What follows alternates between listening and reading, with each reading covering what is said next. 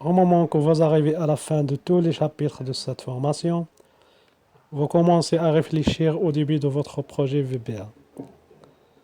À ce moment-là, je ne vous conseille pas de se jeter immédiatement sur votre ordinateur.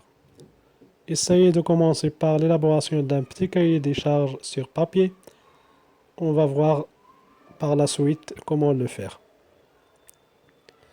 Une fois ce cahier de charges a été élaboré, prendre ces processus principaux et essayer de les représenter sous forme schématique sur papier, c'est-à-dire l'enchaînement des opérations sous forme de schéma logique. Une fois que vous avez tracé votre enchaînement des opérations, vous pourrez commencer à le convertir en projet VBA. L'étape du codage est une étape un peu lente et délicate. Donc il vaut mieux de travailler sur les étapes précédentes pour ne pas perdre beaucoup de temps dans les corrections des mauvais codages. On ne peut pas dire que l'étape de codage a été achevée avec succès que si la phase des tests a été réussie complètement.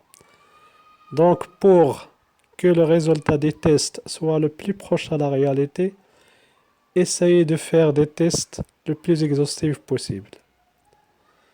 Une fois votre mystérieuse application a passé tous les tests avec succès, c'est à ce moment et uniquement à ce moment-là que vous pouvez passer à l'utilisation. Maintenant, on va voir comment réaliser un petit cahier des charges. Il y a plusieurs façons de rédiger un cahier des charges. Prenons cet exemple devant nous.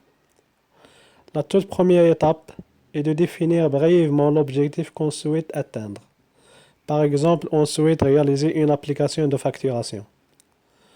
Ensuite, on va définir les résultats qu'on veut obtenir. Par exemple, les différentes rubriques qui constituent notre facture. Une fois qu'on a défini les résultats qu'on veut obtenir, on commence à réfléchir comment on peut servir d'Excel pour arriver à ces résultats. C'est l'étape de définition des calculs et des modes opératoires qui Excel doit suivre pour arriver aux résultats escomptés. Enfin, la dernière étape, c'est de réaliser les calculs ou bien une partie partielle des calculs manuellement avec Excel pour vérifier quand même dans un premier temps la faisabilité des choses. Une fois le cahier des charges a été réalisé, vous pouvez passer à la schématisation des différents processus. La schématisation est très simple. C'est comme le schéma qu'on a déjà vu dans les conditions. Uniquement cette fois-ci, la logique des schémas a zoomé un peu sur la totalité du projet.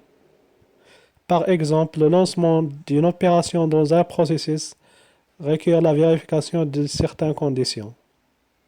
Si la condition est fausse, exécutez l'opération 1.